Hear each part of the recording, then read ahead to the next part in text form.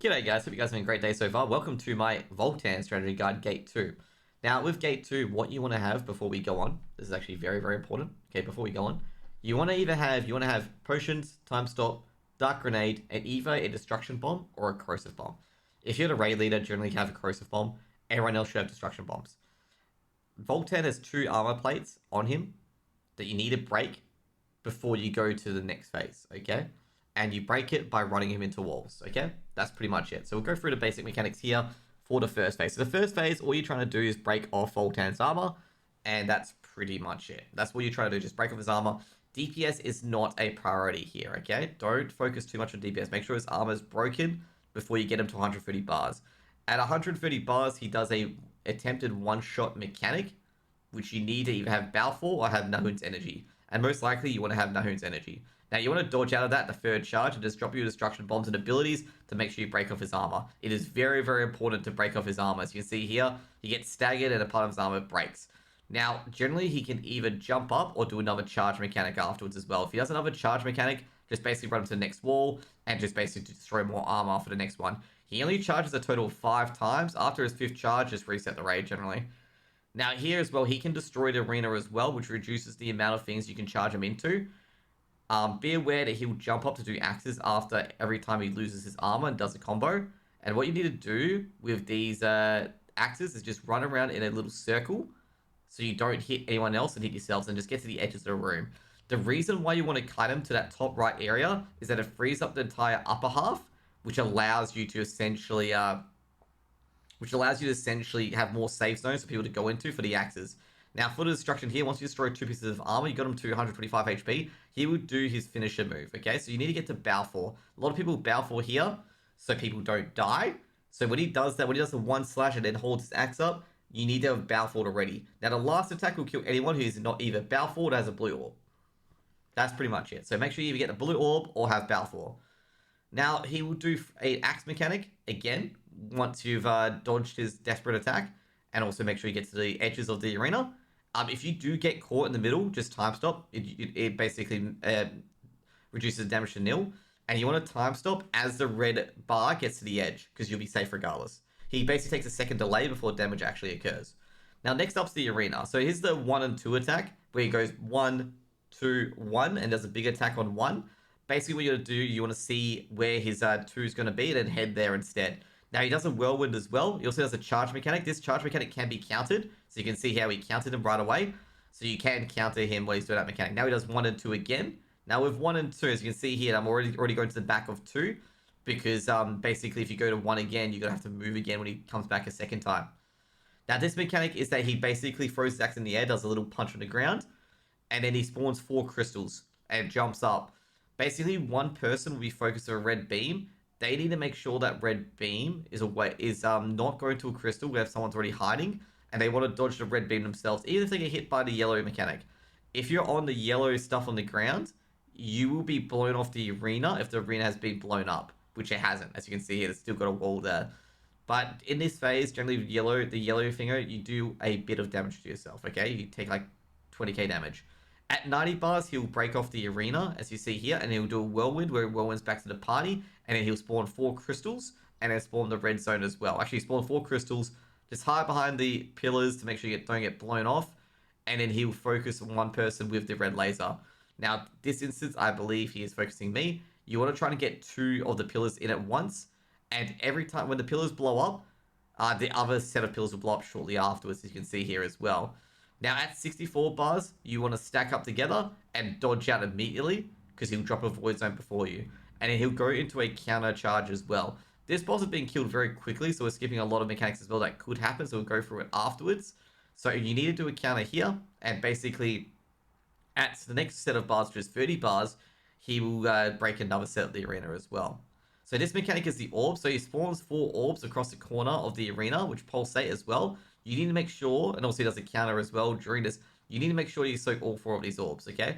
Otherwise, you get dealt a debuff. Everyone gets dealt a bit of damage and a debuff, which is quite significant. Also, during this phase as well, he does a grab. If he doesn't do anything for a few seconds and he's looking towards the front, it's 100% going to grab. That's a cross mechanic as well. When he does a cross, when he puts his blade like that, is a cross mechanic where basically 4 horizontal and vertical lines will come out. Just be on his side. If you're on his side, you won't get hit by it, okay? Because he does it just in front of him. Now, with this mechanic well at 30, what you want to do is you want to go to the furthest pillar away from him. So if you do get the red beams that you need to kite, you can easily direct it to the 2 furthest ones. So you can see here that I'm just dodging and ducking and weaving between 2 of them, blow up 2 of them, and I'll dodge back to the other side with 2 of them as well. So you got to be careful here as well to what he does. Since we pushed him really, really quickly, we got the mechanic done. Now, if you do not have Balfour, generally people Balfour here as well, you want to time stop at a certain point when he starts crushing the ground. So when he starts crushing the ground, you want to dodge it, use the potion, and time stop when he starts crushing the second one. Because this will avoid the punching ground mechanic and the background mechanic as well. Now, if you don't have Balfour, make sure you hide behind a pillar and get to the safe spot as well. That's the too much DPS issue, obviously. And now you turn to Ghostface. Ghostface is probably one of the most important phases of this fight. Now, at the start of Ghostface, you can do grab, you can do whirlwind. Just make sure you don't get caught of it. This is grab, obviously. So, guy accidentally puts way up. Way is the wrong one. You only put fire rain up as damage. But this doesn't matter too much because you can do ghosts with 3 people.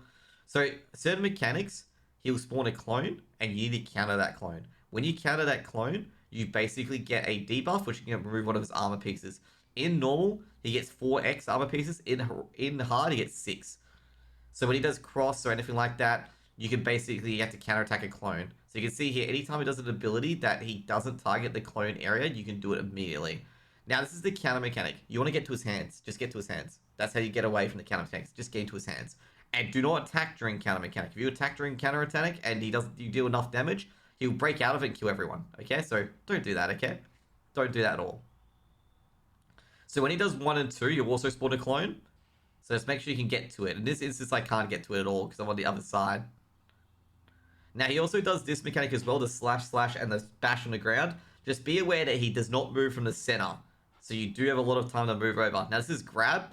So with grab, he will do an indicator for it on the final phase, but for the phase before, he will not do an indicator. So take a look if he does a little eye glow, and just make sure you dodge it, basically, as well. Make sure you dodge it. You know that grab's coming up if he does a little eye glow. So this is a, cross mechanic as well. Just trying to line up. Just be aware as well that during this phase as well, every clone that you counter, they'll be running across the edge via a portal. And if you get hit by that, you will die, okay? And it can come up in the middle of a counter as well. And also I missed that counter, which I was a bit peeved with. Basically, on this Twitch stream, I was just like, how did I miss that? Like, I was like asking, like, how did I miss that? Like, I didn't know why I missed that. I was just a bit, puzzled. So pretty much he resets his berserk timer to 3 minutes during this phase as well. So just be aware of that as well. So it's going to be another one where I get the counter, hopefully. Oh, I counted too early. So you can see here, the Deadeye counter is pretty shit, just an FYI. But it's very, very easy to mess up your counters. Okay, very, very easy. So this is what you call a counter mechanic as well. And that guy got pushed off, but he didn't die, which is good. And we got him to 14 so far. So basically, at certain points, you get fire rain. He doesn't mess up firing because he can't move. And we're doing 1 and 2. Oh, no, we're doing the kill mechanic. There's also some sound mechanics on that as well. So he does a kill. When he does that, he's just going to bash the ground. He does a grab mechanic as well. In Ghostface, so when he does the grab mechanic, it's the only time you can use your awakening. All the other ones do not have much room for failure with your awakening. So only use your awakening when he does the grab. And that's pretty much Valtan. As soon as you get Valtan to 0 HP, you get staggered. And that's pretty much it. Now, extra abilities with Valtan as well is that he does a triple counter, where if anyone counters it, they have a silencer around them, and you need to move away from people. Basically, you need to counter them 3 times, so the final time has to be countered, otherwise it's a raid wipe. The other 2 is just high damage.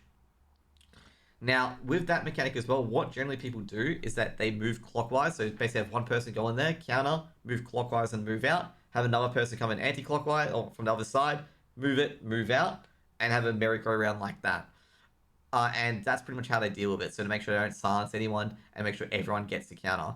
Now, another mechanic as well, he raises his axe. It can either glow or not glow. If it glows, it means move out. If it doesn't glow, it means move in. Okay? If you get hit by any of these mechanics, they do a lot of damage to you as well.